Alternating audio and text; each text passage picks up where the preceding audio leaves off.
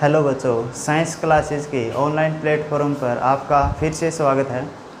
हम पढ़ रहे थे परमाणु सिद्धांत व तत्वों का आवर्ती वर्गीकरण, जिसमें हमने परमाणु सिद्धांत के बारे में पढ़ लिया था, जिसके अंदर हमने 4 परमाणु सिद्धांत पढ़े थे। जिसके अंदर पहले जॉन डाल्टन का परमाणु सिद्धांत, उसके बाद जे थॉमसन का परमाणु सिद्धांत, उसके बाद रदरफोर्ड का परमाणु सिद्धांत और अंत में हमने नील्स बोर का परमाणु सिद्धांत पढ़ा था। आज हम तत्वों का आवर्ती वर्गीकरण के बारे में अध्ययन करेंगे। तत्वों के आवर्ती वर्गीकरण की ज़रूरत क्यों पड़ी और किस वैज्ञानिक ने किस वैज्ञानिक ने वर्गीकरण करने की कोशिश की और कितनी वर्गीकरण किया, इसके बारे में अध्ययन करेंगे। तो सबसे पहले तत्वों की आवर्ती वर्गीकरण की आवश्यकता क्यों पड़ी। 1800 तक सन 1800 तक 32 तत्वों की खोज हो चुकी थी और सन 1865 तक 63 तत्वों की खोज हो चुकी थी। तो इतने तत्वों का अलग अलग याद रखना, प्रत्येक तत्वों का परमाणु क्रमांक याद रखना, रासायनिक गुणधर्म याद रखने, भौतिक गुणधर्म याद रखना और इसके अलग यौगिक के साथ रासायनिक गुणधर्म, यौगिक बनाने के कौन से गुणधर्म क्या होते हैं, अलग अलग याद रखना प्रत्येक तत्वों के बारे में बहुत कठिन हो गया था। वैज्ञानिकों ने सोचा कि तत्वों का आवर्ती वर्गीकरण किया जाए। तो इतने तत्वों को अलग अलग याद रखना, इनका रासायनिक गुणधर्म याद रखना, भौतिक गुणधर्म याद रखना, अलग यौगिक के साथ रासायनिक अभिक्रिया कैसे करता है, ये रासायनिक अभिक्रिया में कैसे व्यवहार करता है, इसके बारे में अधिक जानकारी याद रखना प्रत्येक तत्वों की बहुत मुश्किल हो गया। तो वैज्ञानिकों ने वर्गीकरण की आवश्यकता को महसूस किया। तो सर्वप्रथम सन 1829 में वैज्ञानिक डोबेराइनर ने वर्गीकरण करने की कोशिश की। तो डोबेराइनर ने अपने नियम में डोबेराइनर का त्रिक नियम दिया, जिसके अंदर डोबेराइनर ने तीन तत्वों का त्रिक बनाया, जिसके अंदर उसने तीन ही त्रिक बना सका। तो डोबेराइनर ने त्रिक नियम दिया, जिसके अंदर उसने कहा कि यदि तीन तत्वों का समूह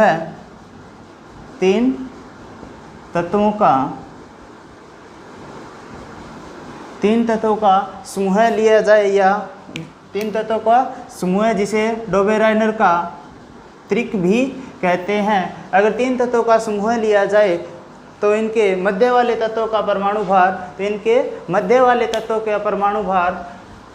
शेष दो तत्वों के परमाणु भार के औसत के लगभग बराबर होता है। तो डोबेराइनर ने क्या कहा कि तीन तत्वों के समूह को लिया जाए तो मध्य वाले तत्वों का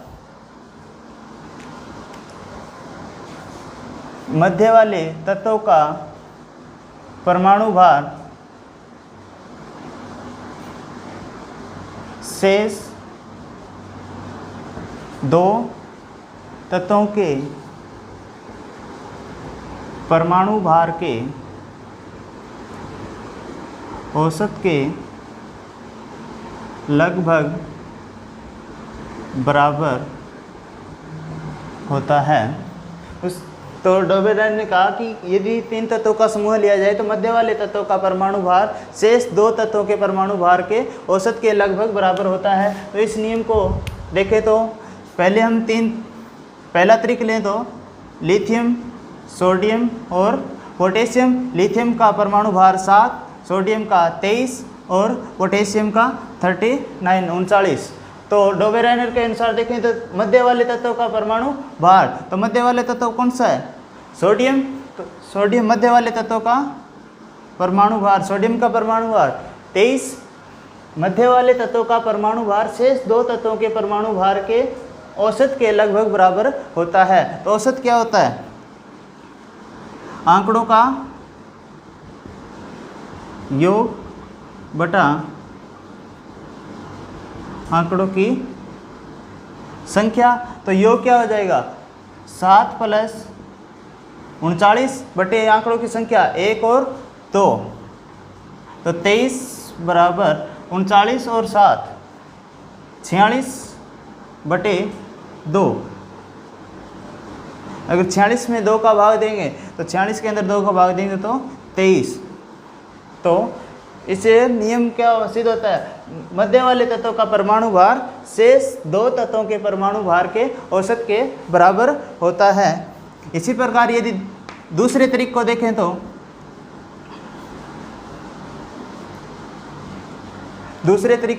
कैल्शियम, स्ट्रांसियम और बेरियम।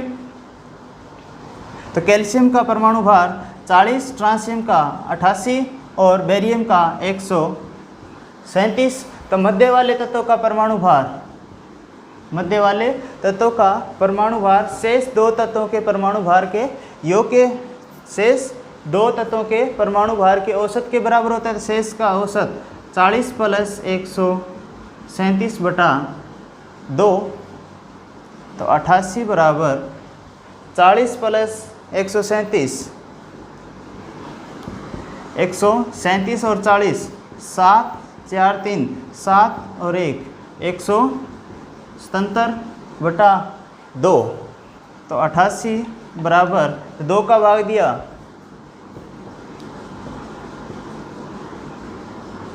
8 दूनी 16, 5 1 17, तो 8 दूनी 16, तो 88.5। तो ये कितना आ जाएगा 88.5, तो लगभग बराबर।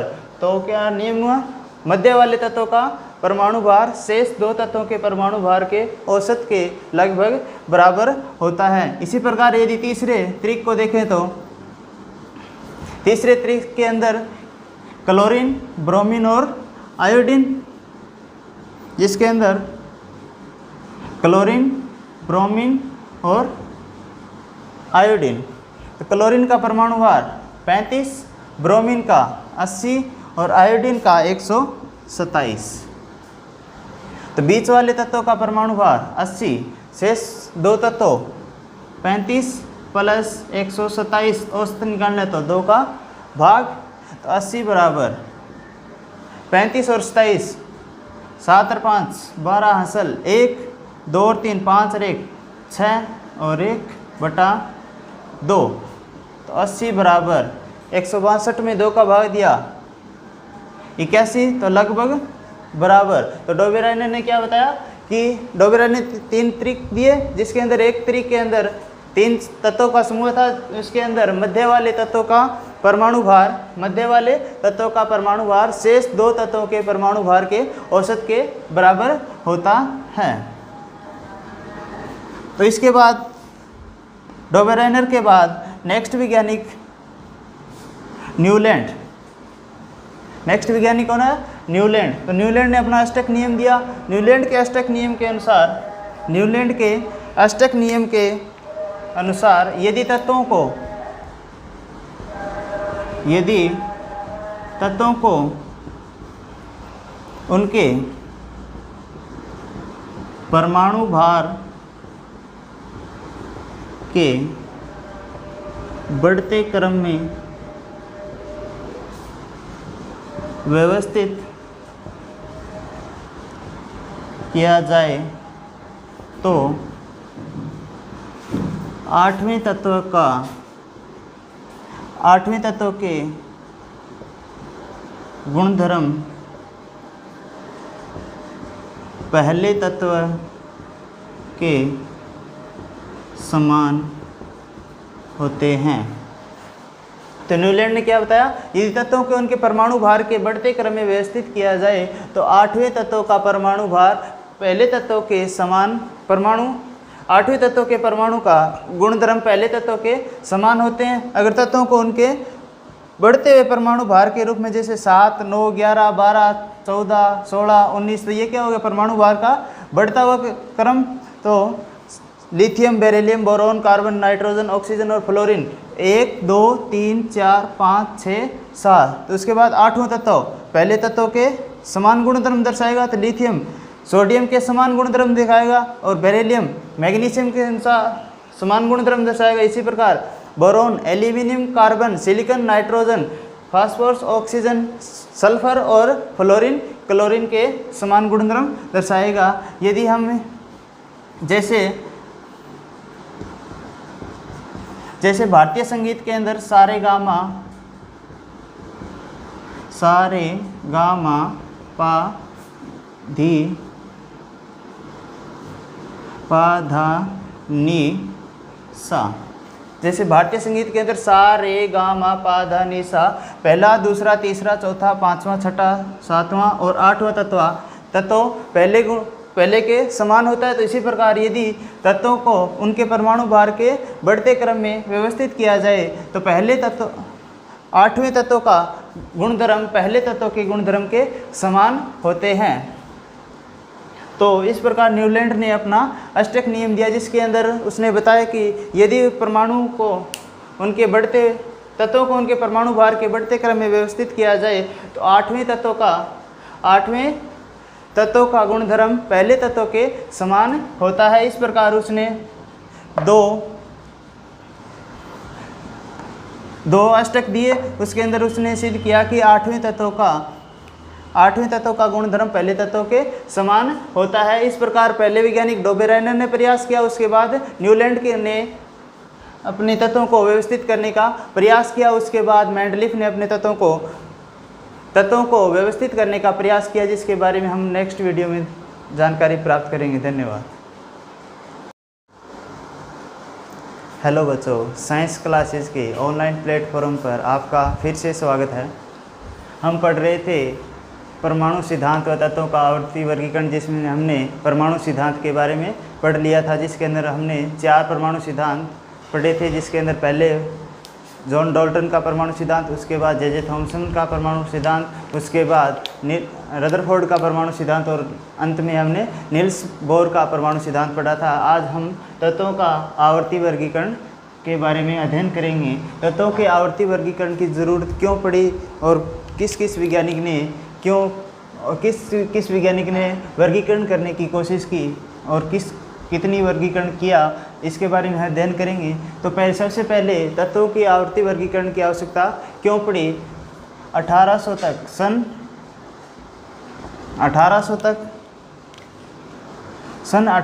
तक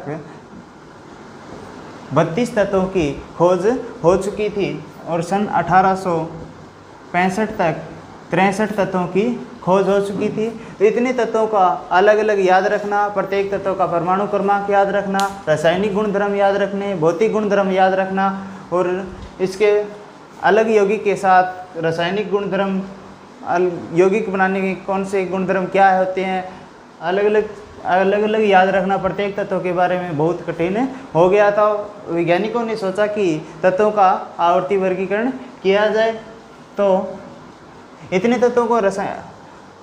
तत्वों को अलग अलग याद रखना, इनका रासायनिक गुणधर्म याद रखना, भौतिक गुणधर्म याद रखना, अलग यौगिक के साथ रासायनिक अभिक्रिया कैसे करता है, ये रासायनिक अभिक्रिया में कैसे व्यवहार करता है, इसके बारे में अधिक जानकारी याद रखना प्रत्येक तत्वों की बहुत मुश्किल हो गया। तो वैज्ञानिकों ने वर्गीकरण की आवश्यकता को महसूस किया। तो सर्वप्रथम सन 1829 में वैज्ञानिक डोबेराइनर ने वर्गीकरण करने की कोशिश की। तो डोबेराइनर ने अपने नियम में डोबेराइनर का त्रिक नियम दिया, जिसके अंदर डोबेराइनर ने 3 तत्वों का त्रिक बनाया, जिसके अंदर उसने 3 ही त्रिक बना सका। तो डोबेराइनर ने त्रिक नियम दिया, जिसके अंदर उसने कहा कि यदि 3 तत्वों का समूह है, 3 तत्वों का समूह लिया जाए या 3 तत्वों का समूह, जिसे डोबेराइनर का त्रिक भी कहते हैं। अगर 3 तत्वों का समूह लिया जाए तो इनके मध्य वाले तत्वों का परमाणु भार शेष 2 तत्वों के परमाणु भार के औसत के लगभग बराबर होता है। तो डोबेराइनर ने क्या कहा कि 3 तत्वों के समूह को लिया जाए तो मध्य वाले तत्वों का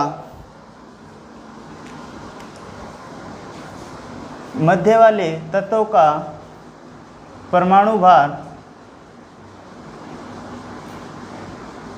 शेष 2 तत्वों के परमाणु भार के औसत के लगभग बराबर होता है।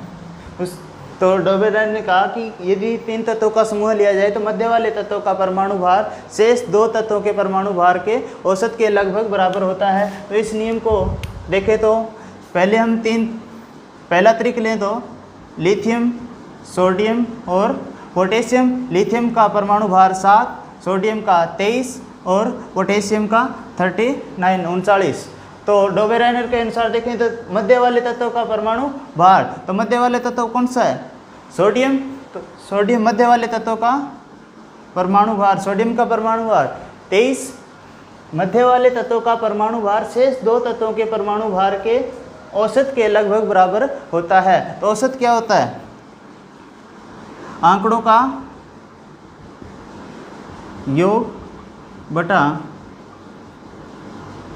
आंकड़ों की संख्या। तो योग क्या हो जाएगा? 7 + 39 बटे आंकड़ों की संख्या 1 और 2। तो 23 बराबर 39 और 7 46 बटे 2। अगर 46 में 2 का भाग देंगे तो 46 के अंदर 2 का भाग देंगे तो 23। तो इससे नियम क्या सिद्ध होता है? मध्य वाले तत्वों का परमाणु भार शेष 2 तत्वों के परमाणु भार के औसत के बराबर होता है। इसी प्रकार यदि दूसरे तरीके को देखें तो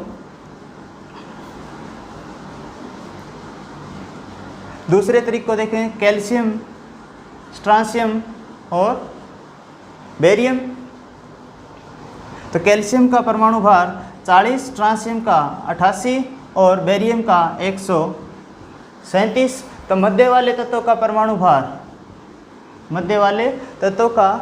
भार शेष 2 तत्वों के परमाणु भार के योग के शेष 2 तत्वों के परमाणु भार के औसत के बराबर होता है। शेष का औसत 40 + 137 बटा 2।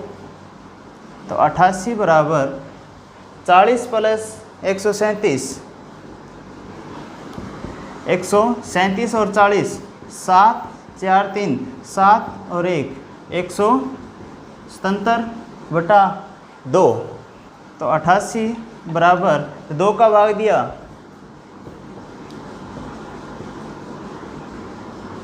8 दूनी 16, 5 1 17, तो 8 दूनी 16, तो 88.5। तो ये कितना आ जाएगा? 88.5। तो लगभग बराबर। तो क्या नियम हुआ? मध्य वाले तत्वों का परमाणु भार शेष 2 तत्वों के परमाणु भार के औसत के लगभग बराबर होता है। इसी प्रकार यदि तीसरे त्रिक को देखें तो तीसरे त्रिक के अंदर क्लोरीन, ब्रोमीन और आयोडीन, जिसके अंदर क्लोरीन, ब्रोमीन और आयोडीन। तो क्लोरीन का परमाणु भार 35, ब्रोमीन का 80 और आयोडीन का 127। तो बीच वाले तत्वों का परमाणु भार 80, शेष 2 तत्वों 35 + 127, औसत निकालना तो 2 का भाग। तो 80 बराबर 35 और 27, 7 और 5 12 हासिल 1 2 और 3 5 और 1 6 और 1 बटा 2। तो 80 बराबर 162 में 2 का भाग दिया 81, तो लगभग बराबर। तो डोबेरेनर ने क्या बताया कि डोबेरेनर ने 3 त्रिक दिए, जिसके अंदर एक त्रिक के अंदर 3 तत्वों का समूह था। उसके अंदर मध्य वाले तत्वों का परमाणु भार शेष 2 तत्वों के परमाणु भार के औसत के बराबर होता है। तो इसके बाद डोबेरेनर के बाद नेक्स्ट वैज्ञानिक वैज्ञानिक कौन है? न्यूलैंड। तो न्यूलैंड ने अपना अष्टक नियम दिया। न्यूलैंड के अष्टक नियम के अनुसार यदि तत्वों को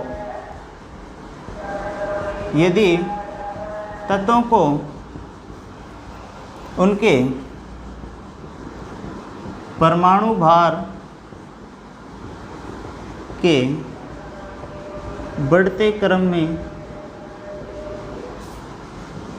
व्यवस्थित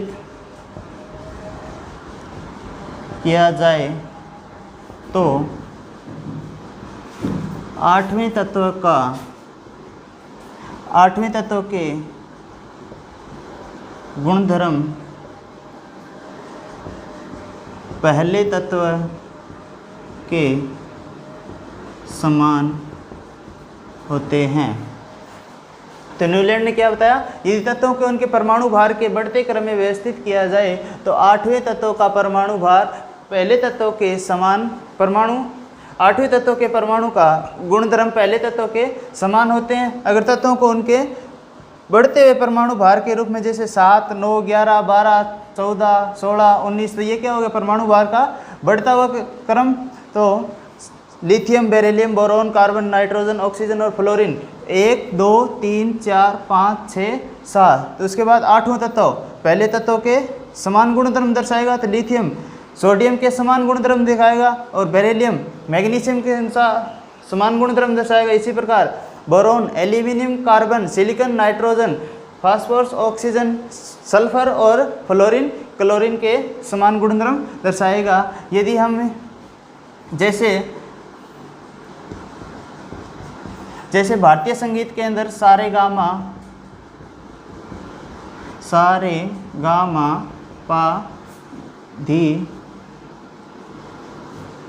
पा धा नी सा, जैसे भारतीय संगीत के अंदर सा रे गा मा पा धा नी सा पहला, दूसरा, तीसरा, चौथा, पांचवा, छठा, सातवां और आठवां तत्व पहले के समान होता है। तो इसी प्रकार यदि तत्वों को उनके परमाणु भार के बढ़ते क्रम में व्यवस्थित किया जाए तो आठवें तत्व का गुणधर्म पहले तत्व के गुणधर्म के समान होते हैं। तो इस प्रकार न्यूलैंड ने अपना अष्टक नियम दिया, जिसके अंदर उसने बताया कि यदि तत्वों को उनके परमाणु भार के बढ़ते क्रम में व्यवस्थित किया जाए तो आठवें तत्व का गुणधर्म पहले तत्व के समान होता है। इस प्रकार उसने दो अष्टक दिए, उसके अंदर उसने सिद्ध किया कि आठवें तत्व का गुणधर्म पहले तत्व के समान होता है। इस प्रकार पहले वैज्ञानिक डोबेराइनर ने प्रयास किया, उसके बाद न्यूलैंड ने अपने तत्वों को व्यवस्थित करने का प्रयास किया, उसके बाद मेंडलीफ ने अपने तत्वों को व्यवस्थित करने का प्रयास किया, जिसके बारे में हम नेक्स्ट वीडियो में जानकारी प्राप्त करेंगे। धन्यवाद।